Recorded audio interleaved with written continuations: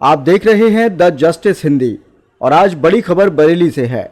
आज Sanjay community hall में Azad Samaj party Kashiram के तत्वाधान में आयोजित प्रबुद्ध जन सम्मेलन में चंद्रशेखर आजाद ने बहुजन समाज को लेकर बड़ा बयान दिया है। उन्होंने विपक्षी दलों पर समाज को कमजोर करने का आरोप लगाया और आने वाले चुनाव का निर्णायक बताया है।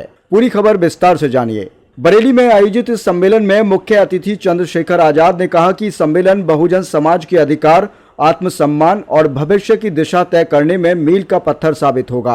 उन्होंने कहा कि हमें अपने अस्तित्व को समझाते हुए भाईचारा बढ़ाना होगा और एकजुट रहना होगा, तभी आने वाली राजनीतिक और सामाजिक चुनौतियों का सामना करना संभव हो पाएगा। चंद्रशेखर आजाद ने विपक्षी दलों पर आरोप लगाया कि वे बहुजन समाज को कमजोर करने की कोशिश कर रहे हैं। साथ ही उन्होंने कहा कि 2027 का चुनाव बहुजन समाज के लिए निर्णायक होगा और यह सम्मेलन सिर्फ बातचीत का मंच नहीं बल्कि आने वाले चुनाव की रणनीति का हिस्सा है। उन्होंने कार्यकर्ताओं से अपील की है कि वे गांव-गांव जाकर समाज को जागरूक करें और राजनीतिक भागीदारी सुनिश्चित करें ताकि समाज का हक और अधिकार सुरक्षित रह सकें। इस मौके पर पार्टी के प्रदेश अध्यक्ष पूर्व एमएलसी सुनील चित्तौड़, प्रदेश उपाध्यक्ष अच्छन अंसारी समेत कई वरिष्ठ नेता भी मौजूद रहे और उन्होंने समाज की मजबूती पर चर्चा की। 40 में से 2 सिफारिशें लागू हुई और 38 सिफारिशें आज भी डब्बे में पड़ी हुई है। जब हम आंदोलन चलाएंगे तो मजबूर होके इन 38 सिफारिशों को लागू कराने का काम सरकार को करना पड़ेगा।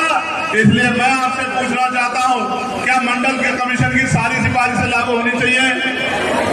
व्यक्ति की जरूरत नहीं पड़ेगी। लेकिन आज हम लोग देखते हैं कि जिस तरह से बहुत बड़े पैमाने पे कमजोर वर्गों के अधिकारों को छीनने का काम किया जा रहा, उन अधिकारों को लूटने का काम किया जा रहा, उन अधिकारों के खिलाफ आंदोलन चलाए जा रहे हैं, तो हमें ऐसा लगता है कि बाबा साहब अम्बेडकर के विचार को आगे बढ़ाने के लिए हमें अपने प्रबुद्ध जन सम्मेलन के जरिए समाज के पढ़े लिखे डॉक्टर, इंजीनियर, वकील, जज, प्रोफेसर, चिंतक, पत्रकार तमाम लोगों को उनकी सामाजिक जिम्मेदारी का एहसास कराना चाहिए। और जब हम उनकी सामाजिक जिम्मेदारी का एहसास कराएंगे और वो अपनी सामाजिक जिम्मेदारी को समझेंगे, तभी आने वाले समय में ये हकवंचित समाज मुख्य धारा में आ पाएगा और अपनी गुलामी बेबसी की बेड़ियों को काटने का काम करेगा। सभी लोगों के दांत खट्टे करते हुए गरीब जनता की मजबूत आवाज बनेगी और गरीब जनता के हक अधिकारों को उनके घरों तक पहुंचाने का काम करेगी। सम्मानित साथियों, प्रबुद्ध जन सम्मेलन के जरिए हमने 5-6 मुख्य मुद्दे जिन पे चर्चा होनी चाहिए उनको रखा था। मैं आज आपके सामने भी उन मुद्दों को दोहराना चाहता हूं। पहला, ओबीसी की जातिवार गणना होनी चाहिए और पूरे देश में जातिगत गणना होनी चाहिए। सम्मानित साथियों, आपको शायद जानकारी हो या ना हो, इस देश में पूर्ण जनगणना 1931 में हुई थी, 1931 में, और 1931 के बाद आज तक इस देश में संपूर्ण जनगणना नहीं हुई है। अगर जनगणना होती भी है तो SC/ST के लोगों की होती है। SC/ST के लोगों की जनगणना तो होती है, लेकिन ओबीसी और सामान्य जाति के और मुस्लिम समाज के और अन्य जो धार्मिक अल्पसंख्यक हैं उनकी गणना नहीं होती। आज हम लोग आजादी के 75 साल के भारत में हैं। देश जो है डिजिटल इंडिया की तरफ बढ़ रहा है। देश में सरकारें कहती हैं कि हम चांद पर जा रहे हैं, मंगल पर जा रहे हैं, लेकिन जमीन पे क्या हाल है उसको जानने के लिए जातिवार गणना होनी बहुत जरूरी है। जब हमने इस विषय को उठाने का काम किया और पार्लियामेंट में भी मेरे जरिए बार बार जातिवार जनगणना की बात हुई, तो सरकार ने जातिवार गणना की घोषणा कर दी। लेकिन हमारी मांग है कि जातिवार गणना के साथ साथ उसमें आर्थिक आंकड़े भी जारी किए जाएं। जातिवार जनगणना कराई जाए और उसके आर्थिक आंकड़े जारी किए जाएं कि किसके पास बस है, किसके पास ट्रेन है, किसके पास 4 पहियों की गाड़ी है, किसके पास 2 पहियों की गाड़ी है, किसके पास रहने के लिए मकान है, किसके पास खेतियों के जमीन है, किसके पास उद्योग धंधे हैं, किसके पास प्राइवेट रोजगार है। कौन ऐसा है जो भूखा सो रहा है? कौन ऐसा है जिसके पास छत नहीं है? कौन ऐसा है जिसके पास जमीन नहीं है? और कौन ऐसा है जिनको सरकार कहते हैं कि 80 करोड़ लोग सस्ता राशन 5 किलो राशन लेके देश उन्नति की तरफ आगे बढ़ रहा है। तो जब जातिवार गणना होगी और उसके आर्थिक आंकड़े जारी होंगे तभी ये जानकारी लग पाएगी कि देश में भूखा कौन सो रहा है और ऐसा कौन है जिसके घर 20-20 तरह के खाने बन रहे हैं। ऐसा कौन है जिसके जानवर भी एसी के कमरे में सो रहे हैं। और ऐसा कौन है जो सड़कों पे, मंदिरों के, मस्जिदों के, गुरुद्वारों के, रेलवे स्टेशन के, पुलों के नीचे बिना कपड़ों के सो के अपना जीवन व्यतीत। सरकार के एनडीए की सरकार के मंत्री से सवाल पूछने का काम किया और उसका मंत्री जी ने, उनके लोगों ने उसका नाक तोड़ दिया। एक तरफ ये अंतर्राष्ट्रीय स्तर पर ये सरकार केंद्र की हमारी नाक कटवाने का काम करती है हमारे देश की, और दूसरी तरफ इनके मंत्री पत्रकारों का नाक तोड़ने का काम करते हैं।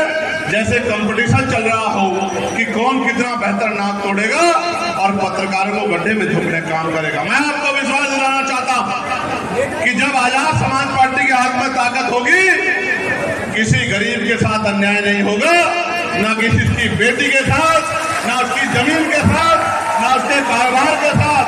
और ऐलानिया कह रहा हूं, दोबारा सुनो, ऐलानिया कह रहा हूं, ये तो कहते हैं कानून का राज, और मैं कहता हूं जनता का राज आएगा उत्तर प्रदेश में।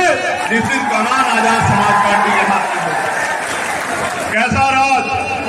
जैसे पेरियार साहब ने कहा था कि रात को 12 बजे भी बेटियां कई किलोमीटर तक अकेले पैदल घूम के आ जाएंगी और सुरक्षित आ जाएंगी। ऐसा राज आएगा कि बहन बेटियों की इज्जत की रक्षा होगी और उनको सशक्त किया जाएगा कि वो इतनी जेब में उनका पैसा हो कि वो अच्छा जीवन जी सके और अपने सपनों को पूरा कर सके। और इसी बीच में मुझे ये भी कहना है, मैं आपसे पूछना चाहता हूं, हम बहुजन समाज को मानने वाले लोग हैं, आप ये बताओ क्या पिछड़े वर्ग के लोगों को, जिनकी जनसंख्या 1931 में 52% थी, क्या 52% आरक्षण मिलना चाहिए, नहीं मिलना चाहिए? दोनों हाथ उठा के बताओ जोर से। बहुत शानदार बात। और संविधान पे जिस तरह का खतरा मंडरा रहा है, हालांकि एक बहुत इंपॉर्टेंट बात आपको समझनी है कि आज हम लोग सुरक्षित हैं तो वो भारतीय संविधान की वजह से है, क्योंकि संविधान हर नागरिक को स्वाभिमान सम्मान से जीवन जीने की इजाजत देता है, उसके अधिकारों का संरक्षण करता है।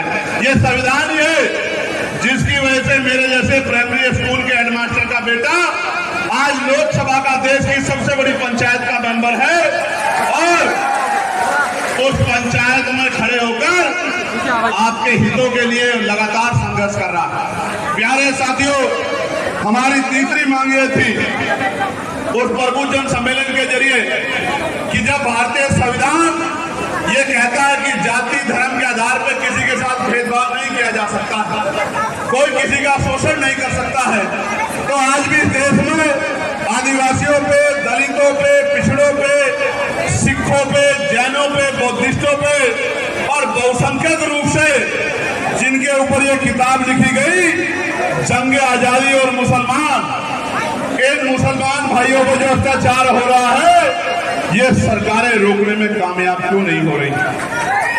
इसका जवाब भी हम मांगने के लिए प्रबुद्ध सम्मेलन कर रहे हैं। सुबह जब आप उठते हो अखबार पढ़ा करो, टीवी देखा करो, आजकल फोन में सब कुछ आता है। अभी राज्यपाल ने मुझे बताया कि यही जसपुर में एक कश्यप समाज की हमारी 12 साल की बेटी को दरिंदों ने नोच करके सामूहिक दुष्कर्म करके उसकी हत्या करने का काम कर दिया। ऐसी जानकारी मुझे दी गई। जब राज्यपाल ने मुझे बताया तो मुझसे कहा भैया मैं वहां जाना चाहता हूं उस परिवार की मदद करने के लिए, और क्या मैं वहां जा सकता हूं, क्या पार्टी मेरी मदद करेगी? तो मैंने इनसे कहा कि आपको जरूर जाना चाहिए। और मैंने उत्तराखंड के प्रदेश अध्यक्ष जी को भी कहा कि जब राज्यपाल जी यहाँ उस बेटी को न्याय दिलाने के लिए आएंगे तो हमारी पूरी टीम को बढ़ चढ़ के उनका सहयोग करके उनको विश्वास दिलाना है कि हम सब लोग उनके साथ हैं। सम्मानित साथियों, आज इतनी बुरी हालत है, जो जमीनें मिली थी पहले उन जमीनों को लगातार छीना जा रहा है, लोगों को मारा जा रहा है, हक अधिकार की बात करने वाले लोगों को जेलों में डाला जा रहा है। अगर कोई पत्रकार ईमानदारी से काम करता है तो न्यूज चैनल का मालिक अगले दिन उसको निकाल देता है अगर वो सरकार के खिलाफ आवाज उठाता है। ये पत्रकार साथी भी इस बात को जानते हैं। आज देश में पत्रकारिता का भी गलत होता जा रहा है। तो आप यहां भी देख सकते हैं कि बड़े बड़े मेन स्ट्रीम के मीडिया से ज्यादा आज नौजवानों ने, पढ़े लिखे लोगों ने अपने हाथ में माइक उठा लिया है और वो माइक उठा के गांव की खाटी पत्रकारिता, जिले शहरों की पत्रकारिता करने का काम कर रहे हैं।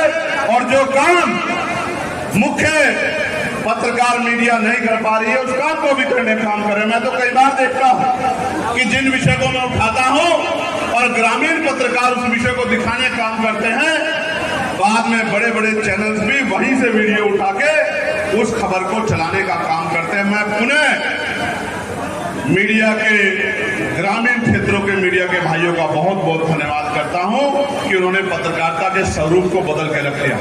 हालांकि कई जगह यह भी देखा गया है कि कुछ पार्टियों से इन्फ्लुएंस होके एक तरफा भी खबरें चलाई जाती। इससे कम से कम इससे ये जो खाटी पत्रकार हैं ग्रामीण अंचल के, इनको बचना चाहिए। इनको इसलिए बचना चाहिए कि कल ही बिहार की घटना हमारे सामने आई है।